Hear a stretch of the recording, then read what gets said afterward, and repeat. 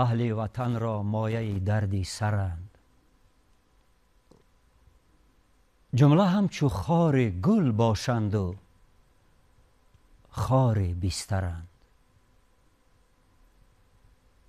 گوش ها را در زمان حق شنیدن پنبند، چشم ها را در مقام راه دیدن نشترند. به جهت بازیچه اغراض اینان گشتند، ساده لوحانی که هم خوشبین و هم خوشباورند. تا که رفع شرشان از بحر ما مشکل شود، دشمنان ما عموما دوست با یکدیگرند. تا که هی گردد دل دزدان غارتگر قوی، این جماعت حامی هر دزد و هر غارتگرند. لیک باید خائنان این حرف حق را بشنوند که از حماقت در شکست کشور ما اندرند. محو استقلال این کشور بود امر محال. محو استقلال این کشور بود امر محال. دشمنان ما در این ره رنجی بی خود میبرند. دشمنان ما در این ره رنجی بی خود میبرند. درود و مهربانی نثارت بیننده عزیز و گرامی، مخلص برنامه شهدریز و دوستان و برادران هوادار کلام بلند مضمون، باز یک هنرمند است که صدایش فوق‌العاده تأثیر بخش، هنرمند است که صدایش به معنی تام این سخن ملکوتی است، چون از صدای ایشان دل هم آسایش می‌یابد هم خود را گم می‌کند، به عالم دیگر به سیر می‌براید. و این هنرمند است که هر کدام شما صدایش را با گوش جان میشنوید و همیشه در انتظار صدای جان بخشش هستید. طالب عبدالله است که ایشان را با برنامه خوش آمدید میگم. بسیار خوش آمدید طالب جان. من هرچی به بیننده گفتم از ته دل گفتم. این گفته ها بافته نبودن طالب جان، بنابراین هر قدامتان بالای دیده منو بیننده. اولا تشکر با شما استاد عزیز که ما رو به این برنامه دعوت کردین. ما سلام و گرموشان خود ما به تمام بیننده های تلویزیون شهنواز و به شما تشکر زیاد میگم که در این برنامه پر از مضمون و پر از معنی ما را دعوت کرده این امروز که ما میتوانیم با مخلصان یگون صحبت بیاریم. زنده باشید طالب جان. این برنامه معنی سرایی است و شما تا جایی که من میدانم سالیانی دراز از زمره همان آوازخوان‌ها هستید که تنها معنی میجوید و معنی میسرایید. و اطلاع دیگری که من دارم و میدانم شما از ایجادات اکثریت بزرگان ما غزل‌های زیاد دارید. بله. از حافظ بزرگوار، از سعدی، از جامع بزرگ، از مولانا. ولی چرا در این برنامه محض هلالی؟ چون که هلالی سراپا در غزلهاش در وصف عشق، بله، عشق در وصف عشق ایجاد کرده شده است. ما از جوانی وقتی که غزلهای هلالی رو میخوندیم، عموما که غزلها یک غزل‌های هستند که یعنی که در و گوش کس میرسند، خواننده میتونه که дар ба худ қабулаш кунад. بله барои ҳамин ман хеле зиёд аз ҳилоли рости оҳангҳо гузоштагем. барои ҳамин ҳамира имрӯз мо мехоҳем якчанд оҳангҳомона агар имкон бошад барои мухлисон дар ҳамҷа сароем. البته البته طالب جان من با شما موافقم. درست میگویید. هلالی از زمره همان شاعران است که غزلهایش سر تا پا وصف عشقند. عشق باشد این یک هدیه بسیار بزرگی آفریدگار است که به آن نمیتوان زیست. درست میگوید شما. از همان جوانی برای چی ما غزلهای هلالی را بیشتر میخوانیم و از خود میکنیم؟ چون که در جوانی ما با عشق روبرو میشویم، از خردی ما با عشق دچار میشویم و آن همان گوارایی هایش را در خودمان میبینیم و میسنجیم. خب پس بیاید حاضر اولین غزل زیبا را در صدای جنون آفر شما با بیننده عزیز تقدیم کنیم، بعد صحبت را میبینیم. من گمان میکنم که امروز یک صحبت بسیار عجیب می شود برای بیننده عزیز.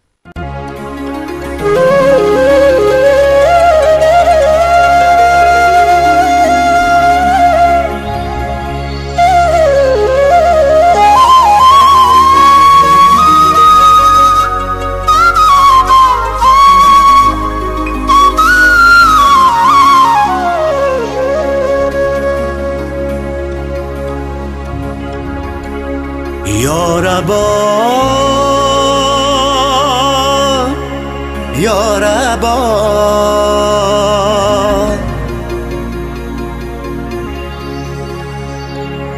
یا ربا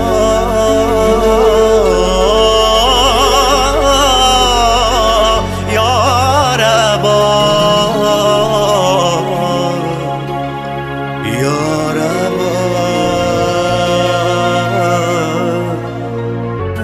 یا ربا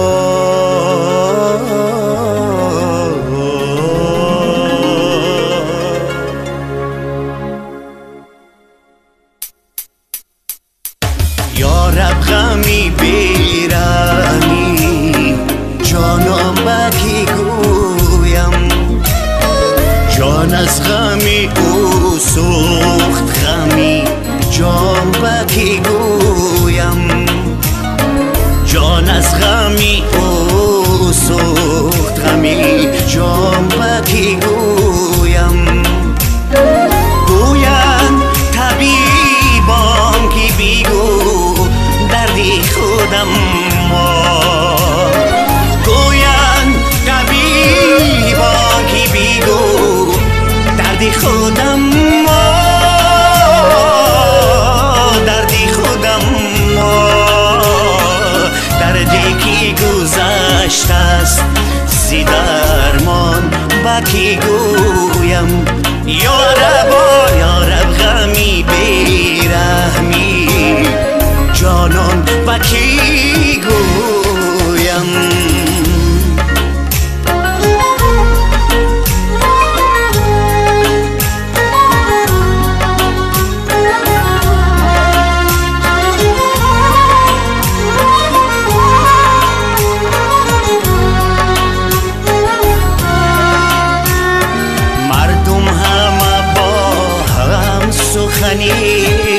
وصلی تو گویم وصلی تو گویم مردم همه با هم سخنی وصلی تو گویم وصلی تو گویم من بیگزم افسانه هجران با کی گویم من بیگزم افسانه هجران با کی گویم یا رب غمی بیرحمی جانان با کی گویم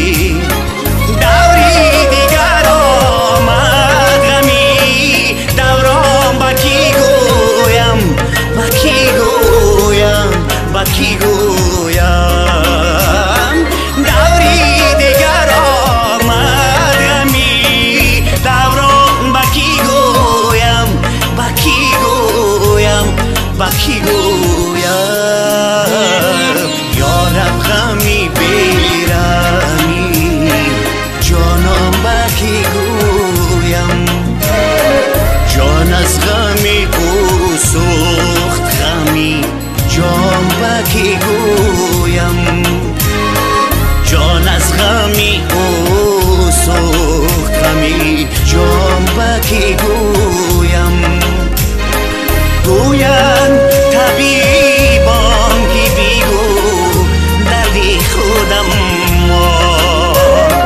گویند طبیبان کی بیگو دردی خودم دردی خودم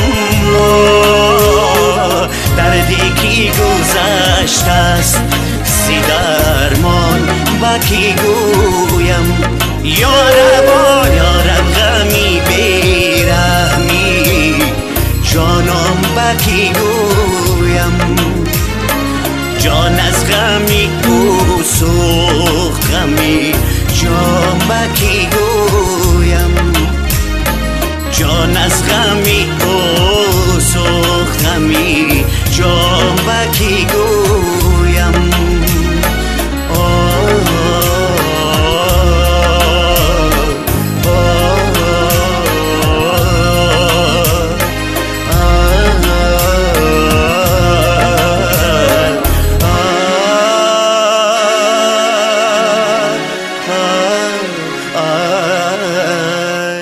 بسیار تشکر. و ما چون گفتیم که غزلیات هلالی بزرگ سرتاپا تربیه‌اند، تربیه صافی پاکی که نامش عشق است، بید حاضر برزم این صدای ملکوتی، برزم این لذتی که به من و بیننده هدیه کردید، معنی این غزل را برایشان تشریح کنیم تا یک لذت دیگر بر لذتشان ضم شود. خب از مصرع‌های اول میبینیم. بید حاضر ببینیم که این شاعر دل سوخته، این عاشق سوخته عشق در بادیه عشق چی دیده از عاشق، از معشوقه، چه سوزشی که این غزل بسیار والا را گفته. شما آغاز کنید. یارب غمی بیرحمی جانان به کی گویم جان از غمی او سوخت غمی جان به کی گویم. واقعا ببینید در نظر اول بسیار ساده است، عادی است، ولی چقدر معنی در این دو مصرع است. طالب جان، این یک منظره است، یک منظره بسیار معمولی و بسیار غم‌انگیز است برای عاشق. یک عاشق نقل میکند از سوخته دل. اگر آن طرفتر فراتر از این حالت بنگریم تا این عاشق چقدر جفا دیده، چقدر علم دیده، دوری ها دیده که از سوزش جان میگوید. یعنی چی میگوید در همین دو مصرع اول؟ شما چی دریافتید؟ با کی مراجعت میکند از سوزش دل؟ یا رب غمی بیرحمی جانان با کی گویم. بله دیگر با کی گفتن ممکن است. بله جان از غمی او سوخت غمی جان با کی گویم. واه واه. تمام را خداوند میتونه گوش کنه، بتونن که دوی ببینن و دیگران نه. برای اینکه عاشق بودن و دوست می‌داشتن دیگر بی‌طاقت شده همین سخن با فکر من که همین خیلی گفتن که یا رب غمی بیرحمی جانم با کی گویم جان از غمی او سوخت غمی جان با کی گویم. بله بله طالب جان، همین است. عموما دو حالت با این دو فرد خاص است. از معشوقه جبر کردن، جفا کردن و از عاشق صبر و تحمل کردن و جفا کشیدن. اصلا معنی این دو مصرع همین است. ولی آنچنانی که شما گفتید، هلالی بزرگ دلسوخته میگوید که ای پروردگار، آخر این بیرحمی که از دست معشوقه من میکشم دیگر حد و کنار ندارد. مغز اندر مغزم را سوخته است. لیکن با کی شکایت کنم؟ گله را با کی برم از این بیرحمی؟ آنی که من جانم را برایش فدا میکنم اینقدر سر من جبر میکند، اینقدر بیرحم است، ظالم است. با کی بگویم؟ و این جانی که آهنی نیست، این جانی که از خشت پخته نشده است. تابکی میگوید طاقت میکند. سوخت خاکستر شد. غمی جان رو میگوید با کی بگویم؟ کیست همان انسانی که گوش شنوا دارد و این درد مرا شنیده میتواند، طاقت کرده میتواند به این درد؟ این چیز رو میگوید. بله بله. واقعا شما درست میگوید که هلالی از شاهان عالم عشق است. به همین خاطر است که هر مصرعش یک کتاب است برای فرد عاشق. بله، شاه عشق ادبیات کلاسیک و فارسی. بله، زنده باشید. گویند طبیبان که بگو درد خودم ما، دردی که گذشته است ز درمان با کی گویم؟ بله بله. شما چه گرفتید از همینجا؟ یعنی که طبیبان میپرسن که تو چی بیماری داری؟ بله. استاد هلالی چی بیماری داری که مثال بخیر؟ و استاد میگه دردی که گذشته از درمان با کی گویم؟ یعنی که دیگر درد درمان ندارد. بله، درد عشق درمان ندارد. میگه بله. که همین من از رنجوری دوری معشوقه آنقدر غمگین شدم، آنقدر اندوه زده شدم که دکتران سر من، طبیبان جمع آمدن و گفتن آخر بگو چی درد داری؟ بگو ما درمانش کنیم. گفتم که ای طبیبان، این درد عشق است، این درمان ندارد. از درمان این با کی بگویم که این از حد خود گذشته است؟ این درد است که دیگر نیاز به طبابت ندارد. یک درمان، یک دوا دارد. با وصال رسیدن دیگر چیزی دیگر نیست. بله بله. داروهای شما به من میگید یگان فایده نمیکنه. همین چیز رو میگه طالب جان. بله. ادامهش مردم همه با هم سخنی وصلی تو گویند. بله. من بیکسم افسانه هجران با کی گویم؟ یعنی اینجا هلالی در همون وصف زیبایی معشوقش بسیار وسیع میگوید. و چی میگوید؟ استاد هلالی به معنای گفته است که در هر جایی میگذاریم دوستان آدمون گروه با گروه ایستادند و وصف تو رو گفته ایستادند. و من هیچ کس ندارم درد هجران با کی گویم؟ بله، انا همین شکایت است. میگوید که من امروز هر کجا که قدم گذارم در همه جا میشنوم که مردم جمعند و عشق تو رو، زیبایی تو رو، حسن تو رو میگویند. بله. و انسان ها از این عاشقان، از این گفتارها لذت میبرند.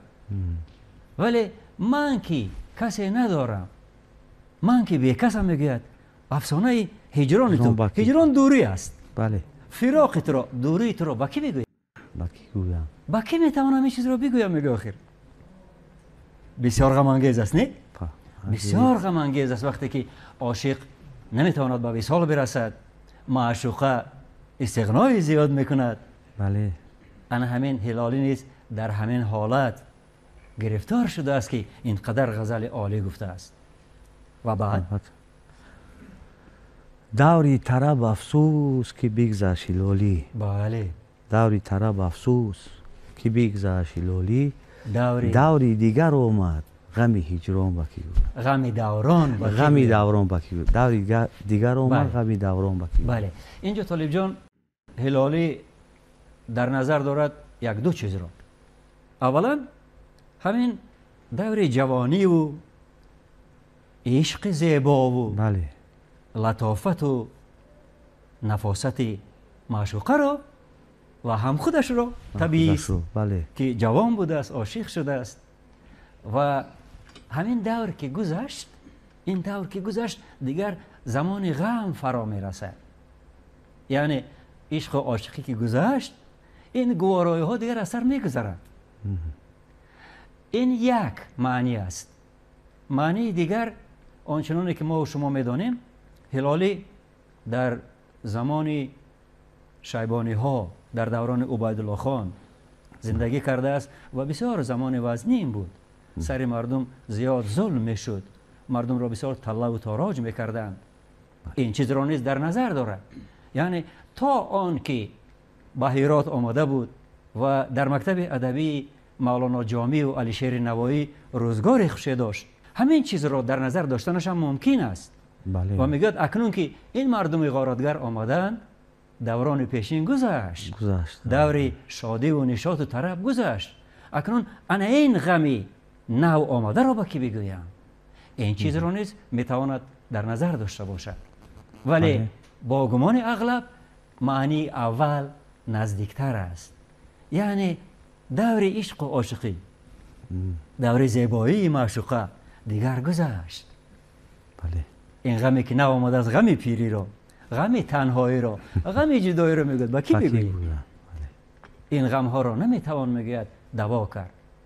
شما از این غزل بسیار زیبا همین قدرش رو انتخاب کردید. مصرع‌های بسیار زیبا دارد. میگوید که نه یار و نه غمخوار و نه کس محرم اسرار، رنجوری و مهجوری و حرمان با کی گویم؟ میگوید این یک زمان شده است که دیگر نه یک دوست نه یار میتواند درد مرا دوا بخشد، نه یک غمخواری است که نزد من بنشیند و نه محرم اسرار. محرم آن کسی است که رازدار تو میشود. یعنی تو سیرت را میگویی، رازت را میگویی و او فاش نمیکند. میگوید این زمان دیگر زمان شده است که ما نمیتونیم پیدا کنیم چنین رازدار را، رازدان را میگوید. برای همین میگوید این رنجوری، این غمداری و دردداری هم را، این مهجوری یعنی دوری از معشوقه را، و این میگوید حرمان را. حرمان بینصیبی است، دلشکستگی است. همین را با کی بگویم؟ میگوید من دیگر در چارسوی تقدیر ماندم، من نمیدونم این دردها را پیش کی بگویم، با کی تقسیم میکنم. میگه و اینجا باز دو مصرع زیبای دیگه دارد. دردی که مرا ساخته رسوا همه دانند، داغی که مرا سوخته پنهان با کی گویم. اینجا یک چیز دیگر است. اولا تناسب سخن بسیار خوش آمده است، ساختن و سوختن. میگه که دردی که مرا ساخته رسوا، یعنی یک دردی که مرا به همه جا آوازه کرده است. رسوایی آوازه شدن است طالب جان. بله. در زبان ادبیات، در زبان شعرا، کلمه رسوایی یعنی آوازه دار شدن است. بله. از عشق تو به همه افسانه گفتن است. همین چیز رو میگه. این یک دردی است میگه که مرا در تمام دنیا مشهور ساخته است، رسوا ساخته است، یعنی شهره عالم کرده است. و این داغی است که میگه مرا پنهان پنهان سوخته است، چون من نمیتوانم این رو روشاد به همه بگم که من از عشق معشوقه میسوزم. از این با کی بگویم؟ انا این درد ها است. و در آخر میگه که نمون گفته شما که انا همون دوران طرب که داشتم همش گذشت، یک دور دیگر آمده است، دیگر نمیدونم از این غم پیری با کی بگویم. بله. و واقعا بسیار غزل زیبا است، بسیار غزل بلند مضمون است. و هر کسی که این غزل را از خود میکند و تا آنی که نفس دارد میخواند، در عشق زنده است. سلامت باشید. آن همین چیز است. بسیار تشکر. سلامت. بسیار تشکر. راحت کردم. زنده باشید. از این غزل بسیار والای این بزرگوار و بیننده نیز راحت کرد. بید نباشد غزل دویم رو تقدیم بیننده کنیم، بعد میگذاریم به صحبتمون. البته.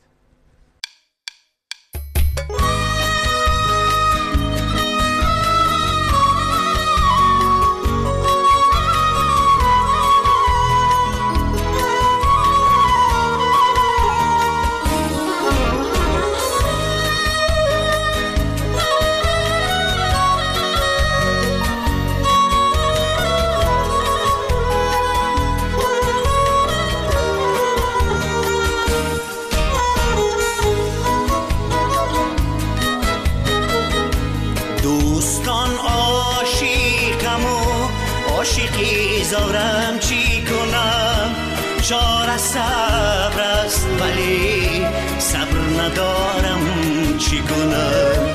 ریخت خونی جیگر است گوشه چشمم صد بار، وان جیگر گوشه نیامد بر کنارم چی کنم. دوستان عاشقم و عاشقی زارم چی کنم. صبر است ولی صبر ندارم چی کنم ریخت خونی جیگر است گوشه چشمم 100 بار وان جیگر گوشه نیار من بر کنارم چی کنم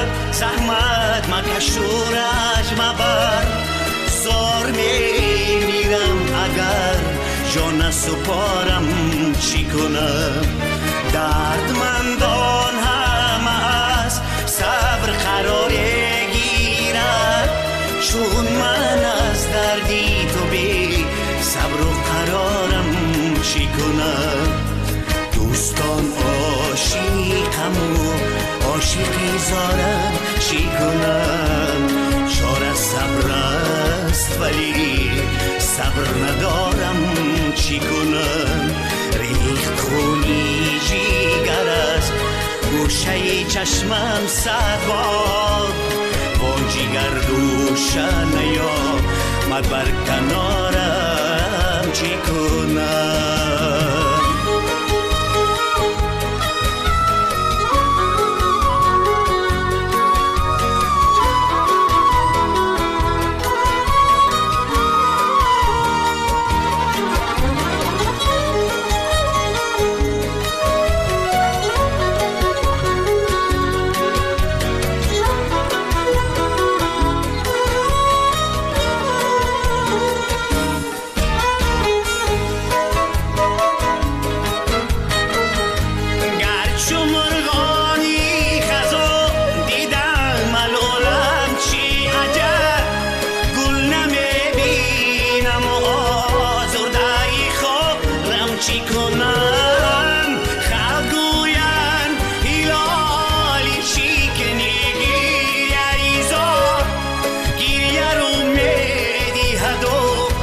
عاشقی زارم چی کنم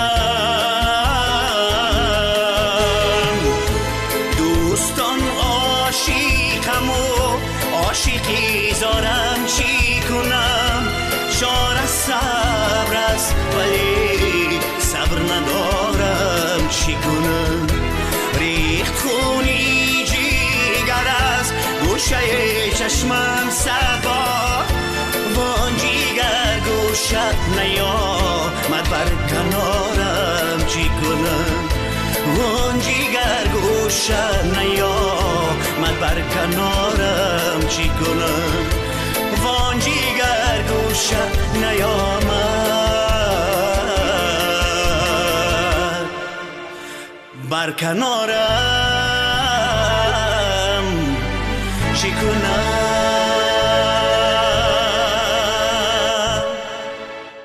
این چی شروع و علاله بود که شما انداخته در عالم هنر طالب جان و واقعا گمان میکنم که سوز دل شما با سوز دل هلالی توأم آمد یک جا شد که بر این غزل بسیار بلند این آهنگ ایجاد شده است اینقدر والا بهترین راستی استاد هلالی ایجادش عجیب است که کسی که اگر او رو یک بار نظر کند عاشق باشد اگر گمان میکنم که برای همون نوشته است برای همون کس نویسنده است خب طالب جان بید حاضر پیش از آن که با تشریح همین 2 مصرع بگذاریم من از آن که دیدم شما سخت عاشق اشعار هلالی هستید یک چیز را جرأت کنم از شما بپرسم همین گمان میکنم که نیست در دنیا انسانی که عاشق نباشد عشق را نداند مفهوم عشق را شما چگونه میفهمید و چگونه شرح میدهید استاد من آنقدر با مثل شما فهمیش زیاد ندارم، لیکن گمان میکنم عشق این خود زندگی است. بله. عشق زندگی است. یعنی که عشق زندگی، عشق آفریدگار، بله. عشق پدر و مادر، عشق چی بگم محبوبه، عشق زندگی، عشق وطن. بله. یعنی که تمام این عشق است. اگر این نباشد زندگی یگون معنی ندارد. معنی ندارد. بالکل درست میگوید. لسان الغیب حافظ شیرازی میگوید که هر آن کسی که در این حلقه دلش زنده نیست به عشق، با اون نمرده و فتوای من نماز کنید. او عشق که ندارد زنده نیست میگوید. او نباید در روی زمین زندگی کند. همین چیز است. قانع شدم. تشکر. پس بیده کن همین دو مصرع رو بینیم. میگه دوستان عاشقم و عاشق زارم، چی کنم؟ چاره صبر است، ولی صبر ندارم، چی کنم؟ بفهمی شما چی میگوید هلالی؟ یعنی که مراجعت میکنه. بله. مراجعت میکنه که دوستان بله. من عاشقم، عاشق زارم. بله. چاره صبر است. یعنی صبر کردن در کار، لیکن صبر ندارم. بله. صبر ندارم، چی کنم؟ بله. میگوید که ای برادرها، ای دوستا، مرا ملامت نکنید. بله. من عاشقم. بالاکاری من عاشق عادی نیستم آخه. من عاشق زارم. من زار هر یک نگاه اویم. من زار یک سخن اویم. من زار شنیدنی شرفه پای اویم. میگوید آخه باید چیکار کنم؟ من میدونم میگوید که چاره درد من، عشق من صبر کردن است تا معشوقه به دیدار من بیاد، ما با وصل برسیم. اما صبر نه. بله. چیکار کنم آخه؟ همون صبر سبیل میگه در وجود من نیست. بله. من چیکار کنم؟ ادامهش ریخت خونی جگر از گوشه چشمم 100 بار. بله. وان جگر گوشه نیامد بر کنارم، چی کنم؟ بله. این مردم برای آن سخنش ماندگار است، برای آن بزرگند که همین معنی سخن را باید دیگر چسباندنش در دست اینهاست. استادن واقعا. این چیز را در کار نظم تناسب سخن میگن. انا همون گوشه کنار چشم آب ریختن و با کنار این آمدن معشوقه همین چیز است ده. یعنی که هزاران بار گریه کردم، گریستم. بله. عشقهایم از کنار چشمم با پیراهنم با زمین ریخت. ولی این جفاکار گوشه نیامد بر کنارم. بله. چی کنم؟ یعنی نزدیک من نشد. بله. از حال من با خبر نشد.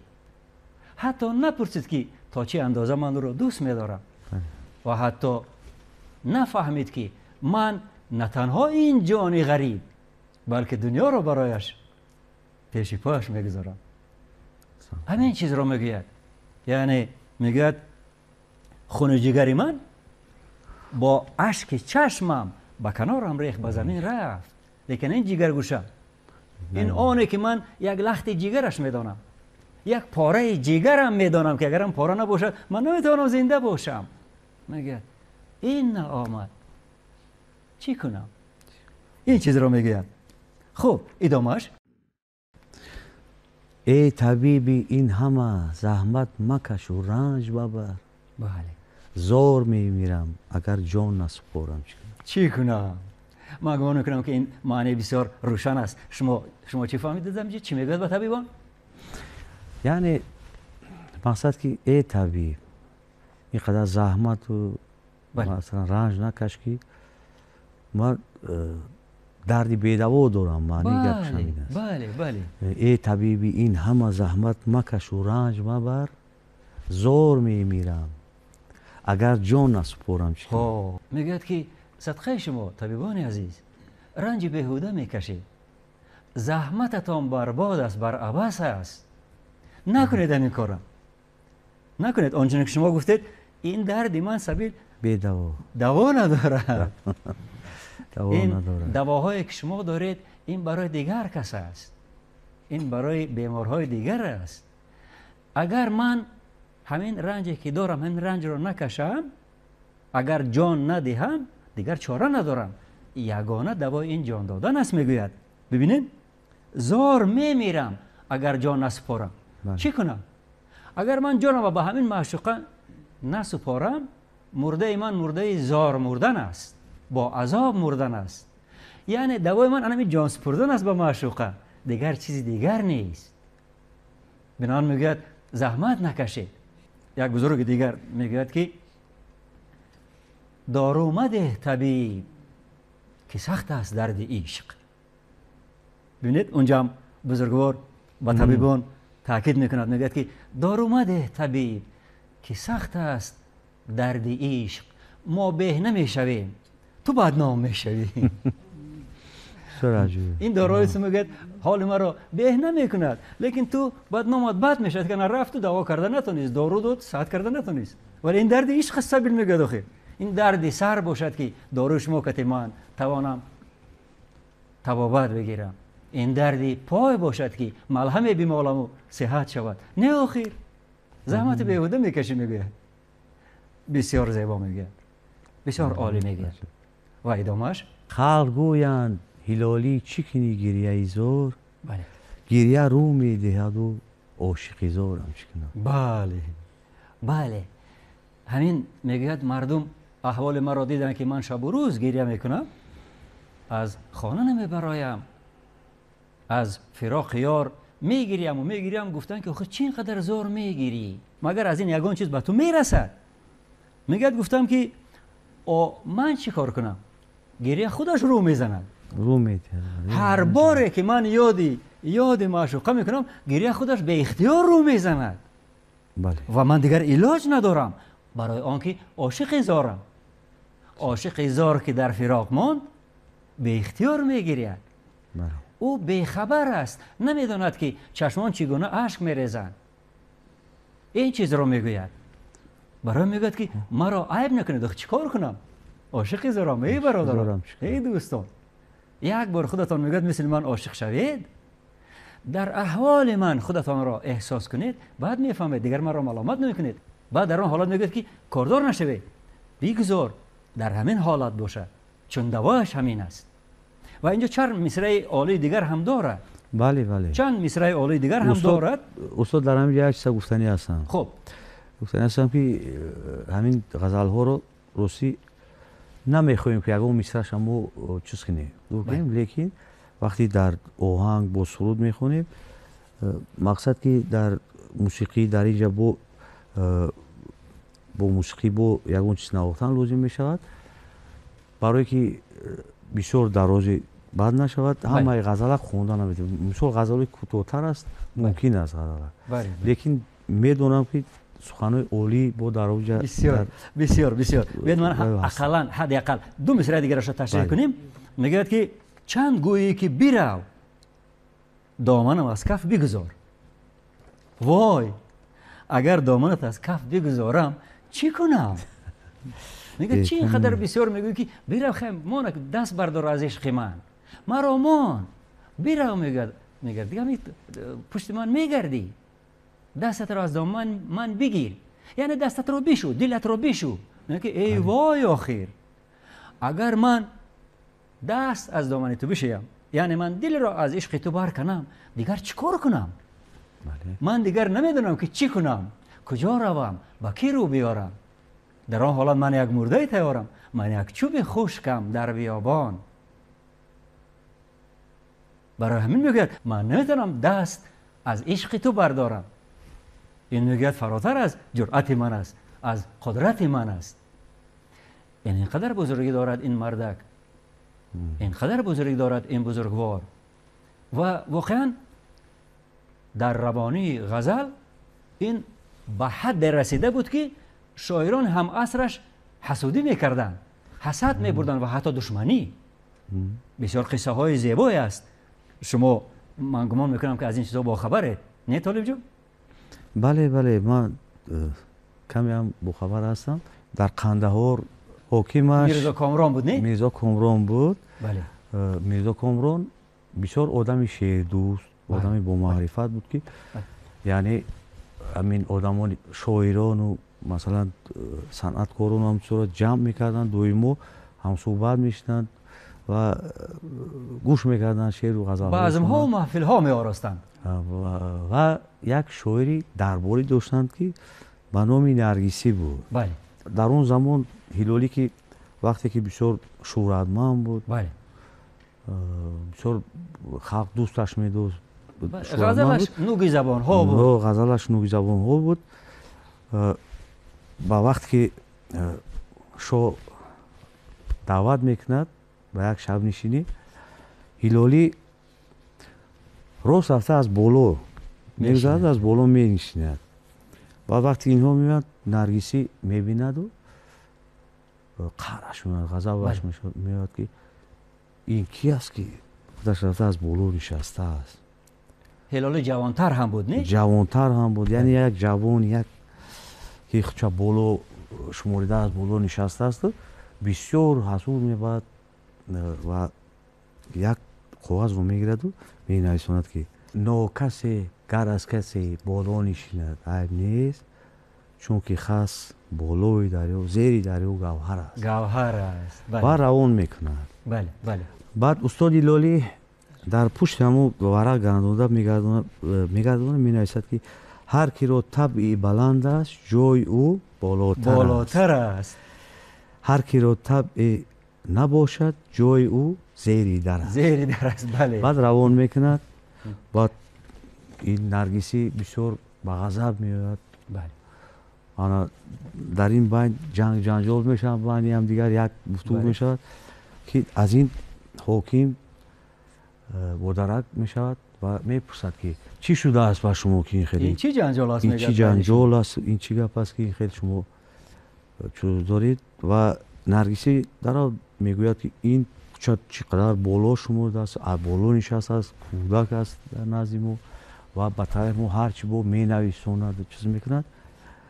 شاه که بسیار آدمی شعرفهم و عادل بود، بله، یک خنده میکند و میگه که بگذار از خودش پرسیم. بعد میگه که بیاد از هلالی از خودش پرسیم. از هلالی از خودش پرسیم برای چی بالا رفته است. بعد سوال میکنن از هلالی، استاد هلالی. بعد استاد هلالی میگه که من دو دلیل دارم. بله. میگه یکم دلیل همون است که من هلال هستم. بله. و در آسمان هستم. بله. و ایشون نرگسند. نرگس یعنی گل است در بله. زمین میروید و از زمین رویده در زمین است. بله. و دوم دلیل این است که شاعران اون وقت چشم رو یعنی به نرگس تشبیه میدودند. بله. درست. تشبیه همین چشم. نرگس یعنی چشم بود. بله. و ابرو هلال. بله. ابرو هلال بود. بله. و میگوید که چشم نرگس است، ابرو هلال بود. بینه که ابرو من بالاتر از چشمم. بله. برای بالکل درست است.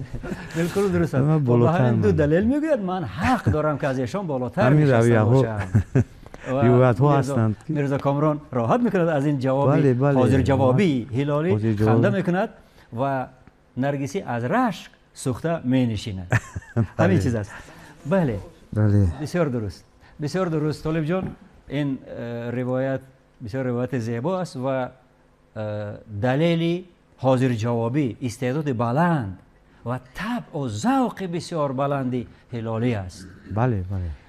و گمان میکنم که اگر ما چقدر صحبت کنیم کم است، ولی صد افسوس که وقتی که با برنامه ما جدا شده است به اتمام میرسد، بیاد قسمت اول برنامه را همینجا به اتمام میرسانیم. با بیننده عزیز خیر خوش میکنیم و با یک سرود شما برنامه را انجام میبخشیم. قسمت دوم را با بیننده عزیز هفته دیگر دوام میدهیم. بیننده عزیز، این قسمت اولی برنامه بود با هنرمند بسیار معروف و محبوب دلها طالب عبدالله و قسمت دوم برنامه را هفته دیگر با شما یکجا خواهیم دید. تا برنامه دیگر و تا هفته دیگر شاد بمانید.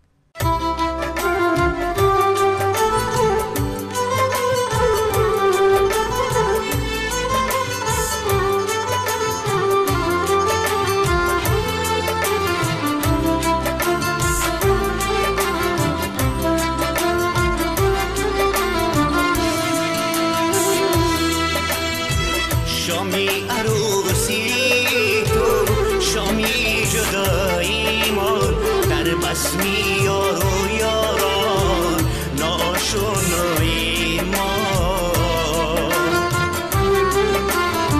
شامی عروسی تو شامی جدایی ما در بسمی یار و یاران ناشنایی ما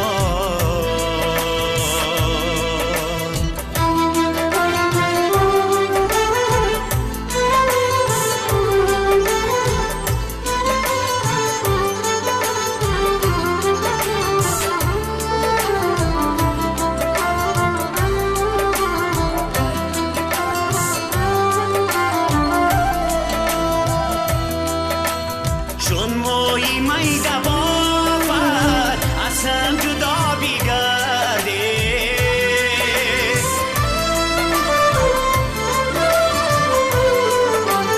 چون ابروی سیاه با هم کنون آیه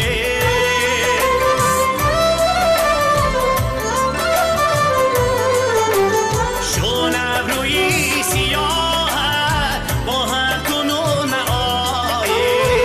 شامی عروسی تو شامی جدایی ما در بسمی یار و یاران ناشنایی ما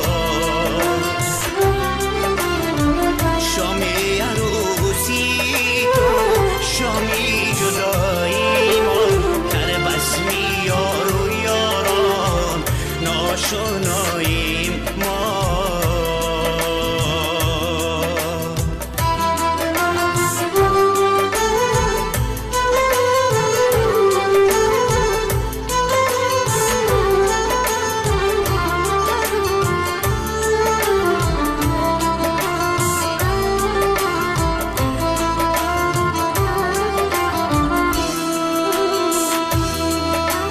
تاجی عروسی تو صد رنگ نماید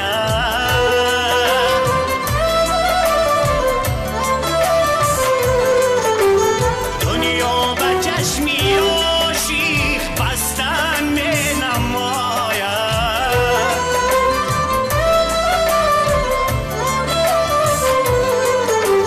دنیا به چشمی عاشق بستن می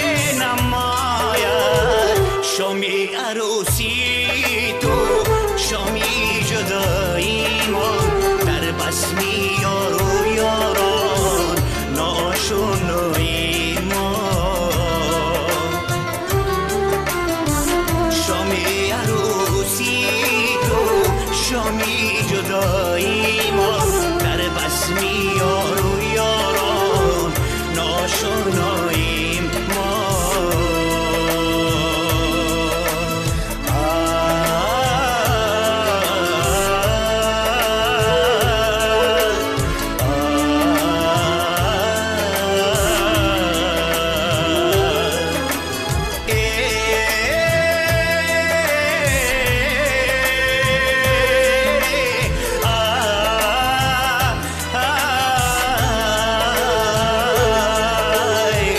شامی عروسی تو شامی جدایی ما در بسمی یار و یاران ناشنایی ما